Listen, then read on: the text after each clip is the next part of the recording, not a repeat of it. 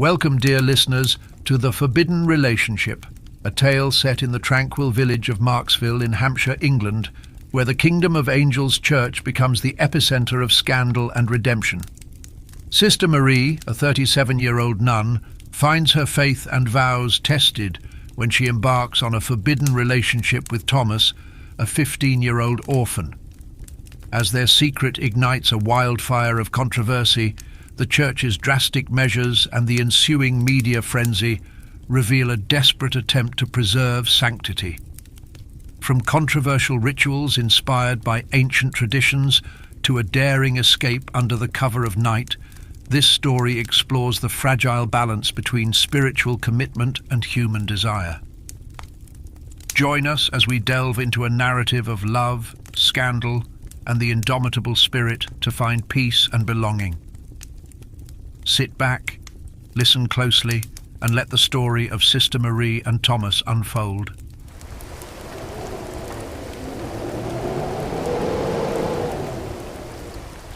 In the heart of a quiet village called Marksville in Hampshire, England, at 456 Groot Street, stood the Kingdom of Angels, an old church known for its sanctuary and its walls steeped in sacred tradition. This was more than just a place of worship. It was a haven for the needy and a home for those dedicated to spiritual service. Among its residents were nuns, women who had chosen a life of devotion, swearing vows of chastity, poverty, and obedience. Becoming a nun was no ordinary path. It required years of rigorous training, deep introspection, and a profound commitment to serve others. These women were drawn to the Kingdom of Angels by a calling that went beyond their personal desires, choosing to live in simplicity to focus on helping the less fortunate. They took on roles as caregivers, educators, and companions to those who needed support, often dedicating their lives to the well-being of others. The church also served as a refuge for orphans, offering them a safe place to grow and learn. Among these children was a 15-year-old boy named Thomas, who had lost his parents to an illness years earlier. Thomas had been taken in by the church, where he found solace and a sense of family among the nuns who cared for him. Sister Marie, a 37-year-old nun, was one of the most dedicated members of the community. She had joined the convent with a deep sense of purpose, finding fulfillment in her service. Despite her commitment, Sister Marie was not immune to the complexities of human nature. The vow of chastity she had taken was a promise to God, but it did not erase the natural desires and feelings that sometimes emerged. In the confines of the Kingdom of Angels, emotions and attractions were often suppressed, but they were still part of the human experience. For Sister Marie, the struggle to maintain her vows while nurturing the young people in her care was an ongoing challenge. Her feelings were compounded by the close quarters and the daily interactions with those she cared deeply about. One fateful night, an event occurred that would change everything. An incident that had started as a moment of vulnerability and confusion led to a profound and irreversible consequence. Sister Marie found herself in a situation where her feelings, combined with an unexpected emotional connection, resulted in her becoming pregnant. The father was Thomas, the boy she had watched over and cared for as if he were her own. This news rocked the Kingdom of Angels to its core. The sanctity of the vows and the nature of the relationship between Sister Marie and Thomas sparked a storm of reactions. The church's community struggled with the implications, grappling with the tension between their religious beliefs and the human complexities that had unfolded before them. Sister Marie faced immense internal and external turmoil as she confronted the reality of her situation. Her pregnancy was not just a personal challenge, but a crisis that shook the foundations of the church's values and its mission to protect and guide. As the story of Sister Marie and Thomas unraveled, it became a stark reminder of the delicate balance between human nature and spiritual commitment. It was a narrative that explored the fragility of human emotions, the strength of vows, and the unforeseen consequences of forbidden relationships within the sacred confines of the Kingdom of Angels. The news of Sister Marie's pregnancy spread like wildfire through the small village of Marksville. The Kingdom of Angels, already a place of refuge and solace for many, now faced a scandal that threatened to undermine its revered image. The church leaders convened in urgent meetings, grappling with the ramifications of the situation. In an attempt to preserve the church's reputation and adhere to its spiritual ideals, the church authorities made a controversial decision. They suggested that Sister Marie undergo an abortion to protect the name of the Kingdom of Angels. This recommendation was rooted in a desire to avoid public scandal and preserve the sanctity of their vows. It was a suggestion that shocked many, including some of the nuns who had devoted their lives to the church's mission of compassion and care. Sister Marie, however, was faced with a heart-wrenching dilemma. The decision was not as simple as it seemed. It conflicted with her deep personal feelings and the moral quandaries of her situation. Despite the pressure from the church, Sister Marie felt an overwhelming sense of connection to the child she carried and the boy who was its father. Meanwhile, Thomas, the 15-year-old orphan, was also struggling with the gravity of their situation. The bond he had with Sister Marie was not easily severed by the scandal that surrounded them. Despite the church's efforts to separate them and their secret relationship, they continued to meet in secret. Their encounters, though clandestine, were charged with a mix of guilt, longing, and deep emotional connection. The village was rife with gossip and speculation. Whispers circulated about the forbidden affair between the nun and the young orphan. Some townsfolk were shocked by the scandal, while others were sympathetic, seeing the human side of a story that had become a dramatic tale of love and betrayal. The village's social fabric began to fray under the weight of this scandal, with many wondering how such a sacred place had come to harbor such a controversial secret. Sister Marie's secret meetings with Thomas became a dangerous game. They would rendezvous in hidden corners of the church grounds, in shadowy alcoves of the village, or at night when the church's heavy doors creaked in the dark.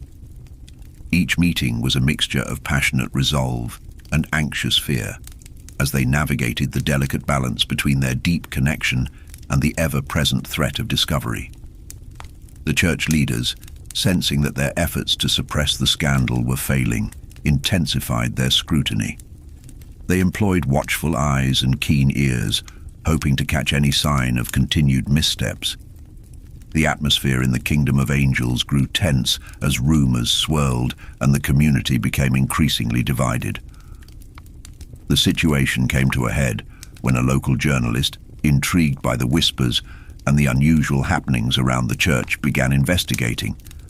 The journalist's findings were explosive and threatened to bring the church's internal strife into the public eye. The revelation of the secret meetings and the church's controversial handling of Sister Marie's pregnancy risked an even larger scandal, one that could shake the very foundations of the Kingdom of Angels.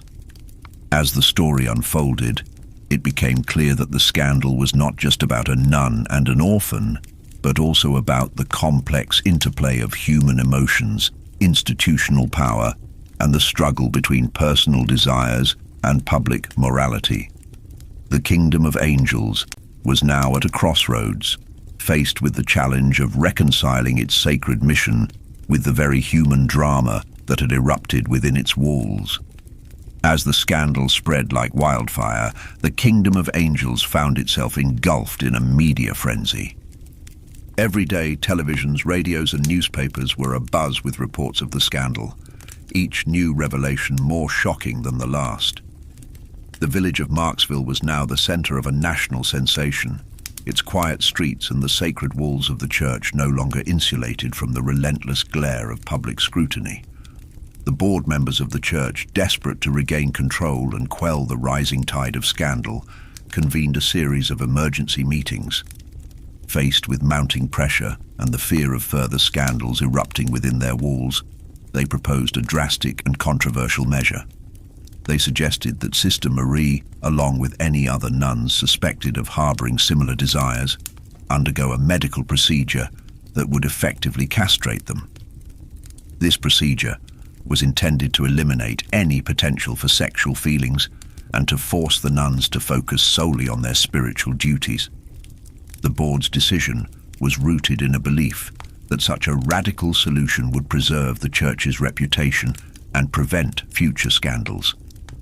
They argued that the procedure would serve as a safeguard against further breaches of their vows and ensure that the nuns remained steadfast in their commitment to the Lord's work. Sister Marie was devastated by the proposal. The notion of undergoing such a procedure was not only a profound violation of her personal autonomy, but also a crushing blow to her sense of identity and faith. The emotional and psychological toll of facing such a decision was immense, and she struggled to reconcile her commitment to the church with the extreme measure being proposed. The public reaction to the church's suggestion was a mix of shock and outrage. Many people were horrified by the idea of forced medical procedures, viewing it as an abhorrent violation of human rights. Advocacy groups and human rights organizations rallied against the church's proposal, adding their voices to the growing chorus of criticism. In the midst of this chaos, Thomas found himself at the center of a storm he could barely comprehend. His relationship with Sister Marie had become the focal point of a scandal that had spiraled far beyond their control. As they continued their secret meetings, the tension between them was palpable. They were both acutely aware that their love had become a symbol of a broader crisis, and their every action was under scrutiny. The Kingdom of Angels was now a battleground of conflicting interests. The church's leadership, desperate to contain the fallout, imposed stricter controls and heightened surveillance. Nuns were subjected to increased scrutiny, and the atmosphere within the church grew increasingly oppressive. Sister Marie's plight was not only a personal struggle, but also a symbol of the broader conflict between institutional power and individual rights. Her story became a poignant example of the human cost of the church's attempts to control and contain scandal, and it sparked a wider conversation about the nature of religious commitment, personal autonomy, and the impact of institutional authority. As the scandal continued to unfold, it became clear that the Kingdom of Angels would never be the same.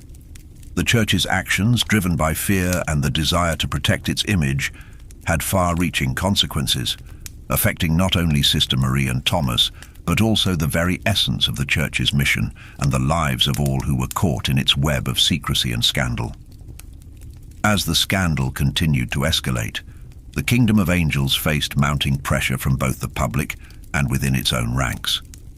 The board members, increasingly desperate to contain the situation and prevent any further breaches of their vows, looked to extreme measures.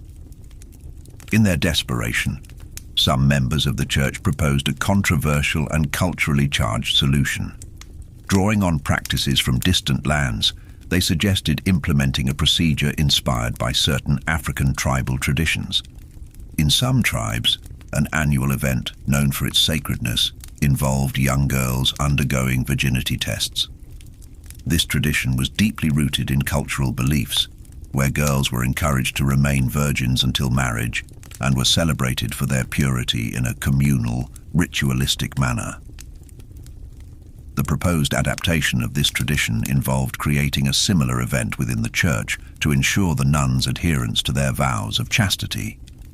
The church leaders envisioned a ritual where the nuns would participate in a public display of their purity. This ritual would involve the nuns presenting themselves in a ceremonial space akin to the traditional huts used in African virginity testing ceremonies. In this proposed ritual, the nuns would be examined by elder women who would assess their adherence to the vow of chastity. The examination would be performed in a manner reminiscent of the tribal practices. Nuns would enter a designated area, lay down on a mat, and undergo a physical inspection to verify their purity. This invasive measure was suggested as a way to enforce discipline and ensure that all nuns remained true to their vows. The proposal sparked fierce debate within the church community. While some saw it as a necessary measure to restore order and control, others were horrified by the idea of subjecting nuns to such a procedure. The ritual's suggested adoption was met with mixed reactions. Many nuns and supporters viewed it as an archaic and humiliating practice, while others believed it was a necessary step to preserve the sanctity of their vows.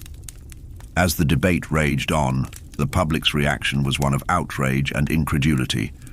Human rights activists condemned the proposal as a gross violation of personal dignity and autonomy. Media outlets covered the story extensively, highlighting the controversy and sparking widespread criticism.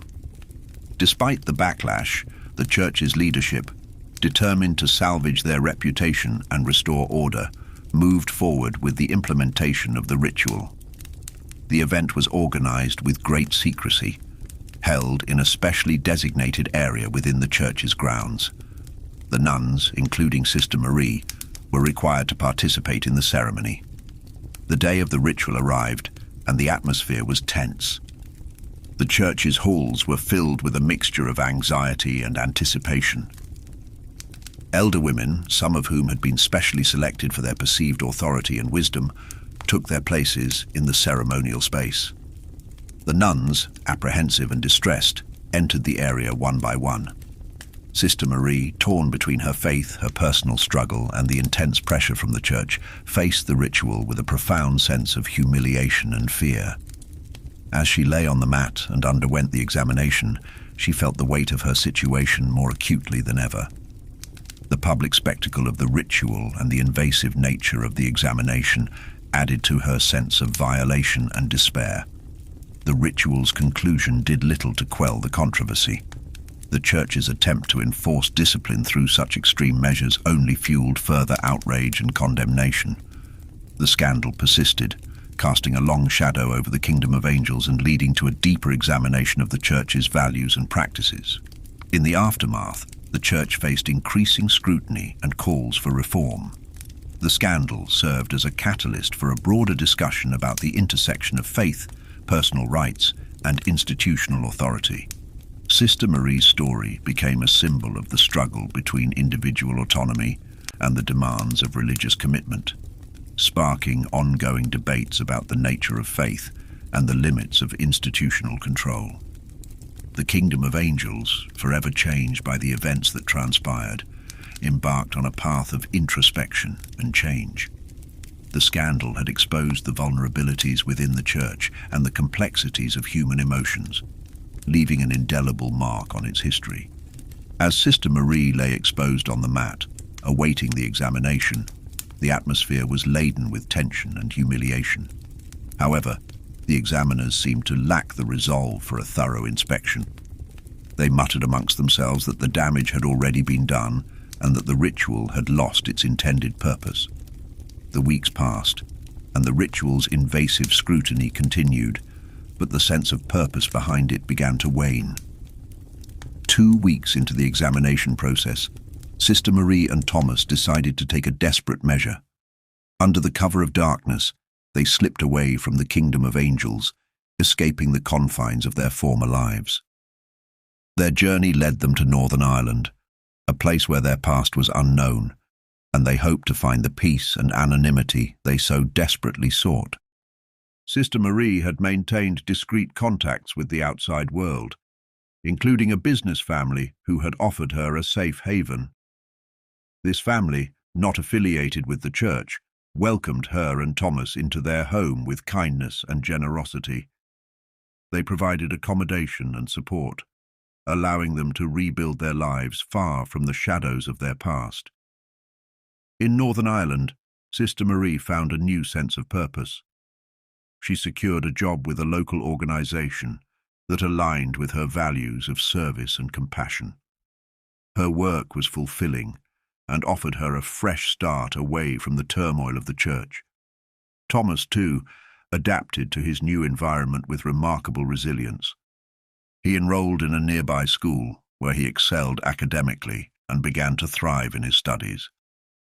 As time went on, the pain of their past gradually gave way to the promise of a brighter future. Sister Marie and Thomas found solace in their new lives, embracing the opportunities that their fresh start afforded them. The business family who had taken them in became more than just benefactors. They became a surrogate family, offering support and friendship.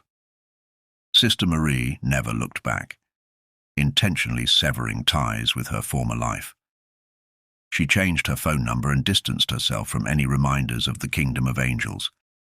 Her decision was a deliberate act of self-preservation, allowing her to move forward without the weight of past trauma. The peaceful life she and Thomas built in Northern Ireland became a testament to their resilience and hope. Sister Marie discovered a renewed sense of identity and purpose, while Thomas found a nurturing environment that allowed him to flourish. The family who had offered them refuge became an integral part of their lives, celebrating their successes and supporting them through challenges.